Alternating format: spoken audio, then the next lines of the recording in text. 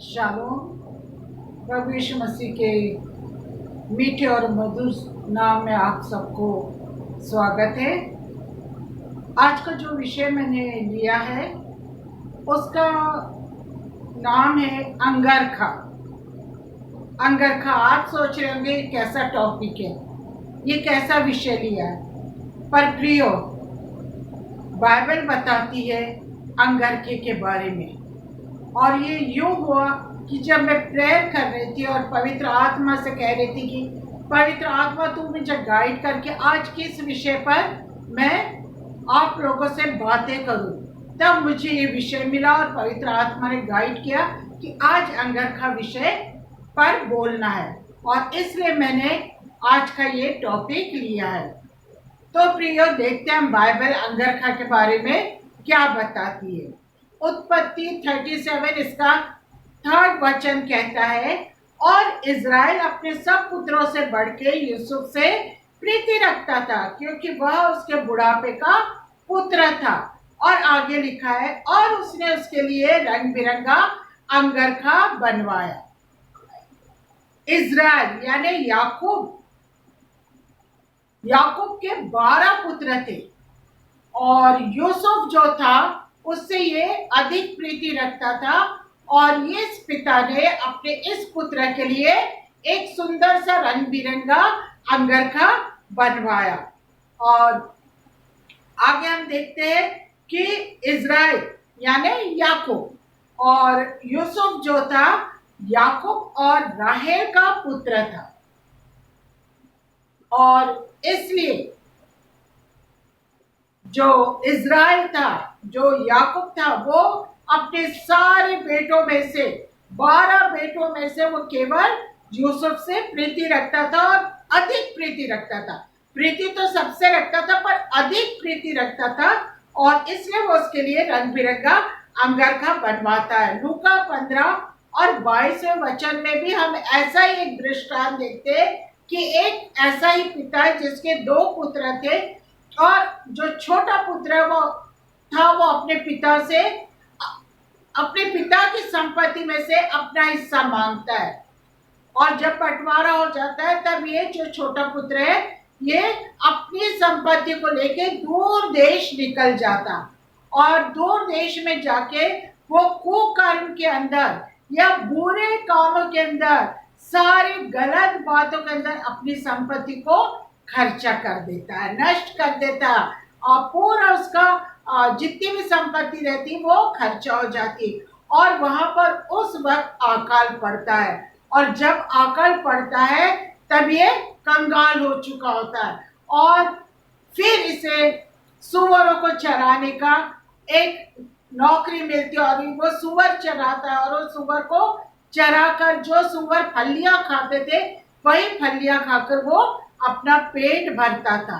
और यहाँ हम देखते हैं कि जब वो एक दिन सोचता है कि मेरे पिता के घर ऐसे कितने मजदूर हैं जिनको भर पेट भोजन मिलता है, और मैं यहाँ भूखा प्यासा पड़ा हूँ, तब वो सोचता है मैं पश्चाताप करूंगा, अपने पिता से माफी मांगूंगा, और वो पिता के घर की तरफ चल देता है। और जब कुछ दूरी पर रहता है तब पिता देखता है कि मेरा पुत्र चला आ रहा है, और वो दौड़ कर जाता है और अपने पुत्र को गले लगाता है। उस वक्त उस पुत्र के कपड़े फटे हुए थे, गंदे थे, मैले कुचले थे, शायद उसके बदन से बदबू आ रही होगी, पर पिता ने इन सारी बातों को नहीं देखा, पर वो दौड़ कर जाकर अपने पुत्र को गले लगाता है। क्यों? क्योंकि वो उससे प्रीति करता था, प्रीति रखता था। और अपने दासों से आगे कहता है कि झट अच्छे से अच्छा वस्त्र निकालकर इसे पहनाओ। लूका 15 और 22वें वचन में हम पाते कि अच्छे से अच्छा वस्त्र निकालकर इसे पहनाओ, और उस वक्त वस्त्र मतलब अंगरखे पहने जाते थे, और इस पुत्र को भी एक नया और अच्छे से अच्छा एक अंगरखा पहनाया गया, और ये इसलिए पहनाया गया क्योंकि पिता उस पुत्र से प्रेम रखता था।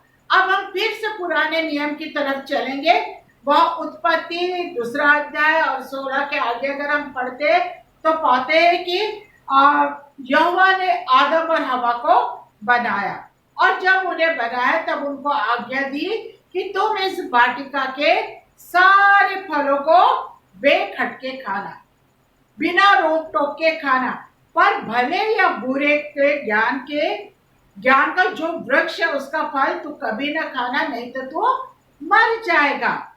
पर हम 3 अध्याय में पाते आगे कि जो धूर्त सर्प था वो आके हवा को बहकाता है और उसको प्रलोभन देता है और उसको उस फल को खाने के लिए कहता है। और तब वो स्त्री, वो जो हवा थी, वो देखती है कि सही में इस वृक्ष का फल कैसा है, खाने में तो अच्छा दिख रहा है और देखने में मन भाव है, बुद्धि देने वाला है, चाहने योग्य भी है।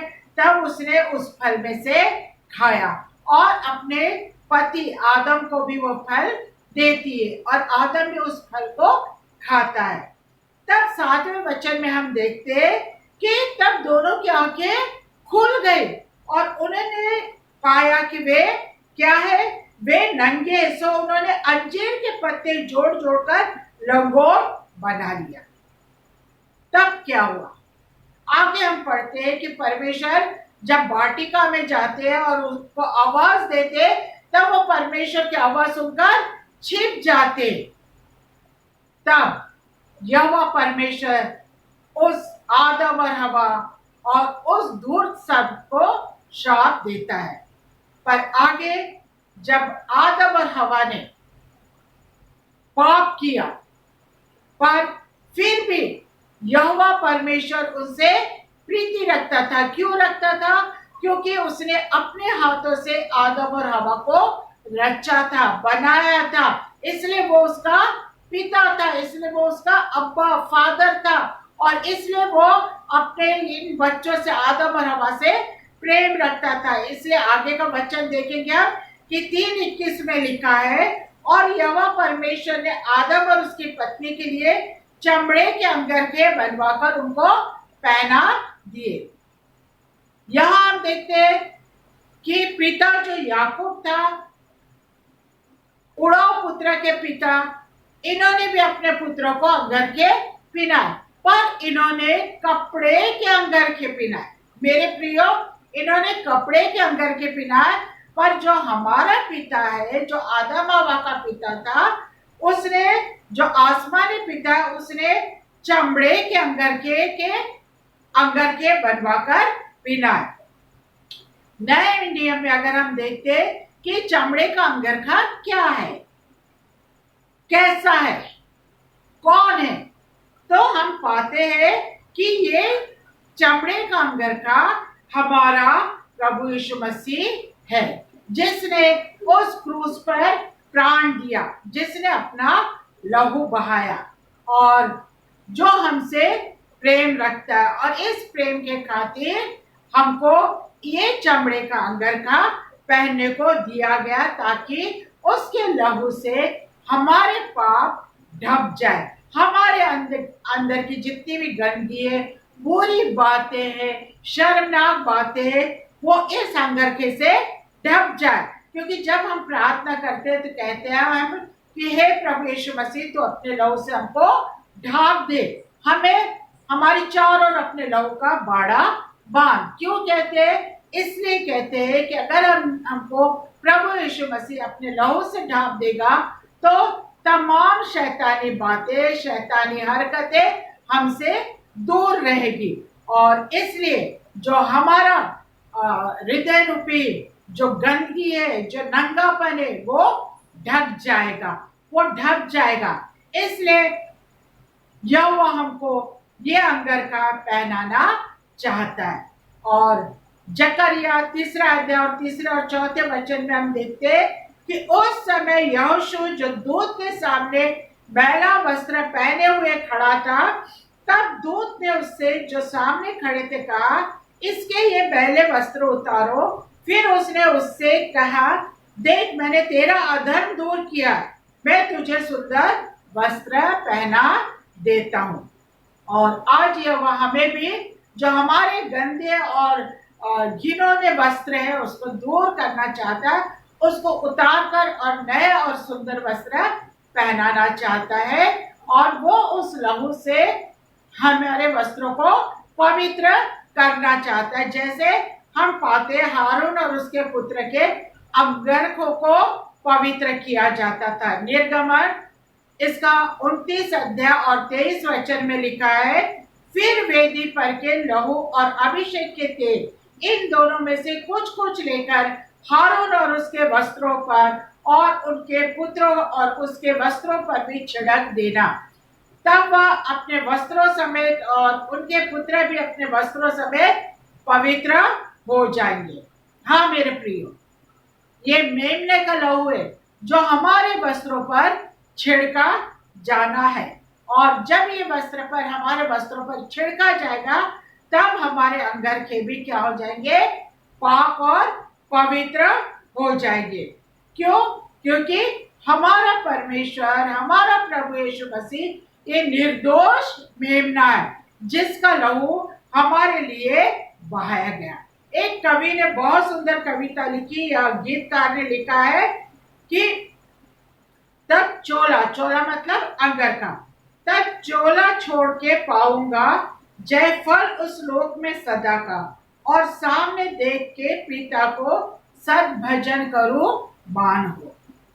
तब चोला छोड़ के मतलब जो पुराना हमारा अंदर का मनुष्यत्व है उसको छोड़कर, उसको उतार कर हमने उस मसीह को पहन लेना है ताकि हम पाक और पवित्र हो जाए।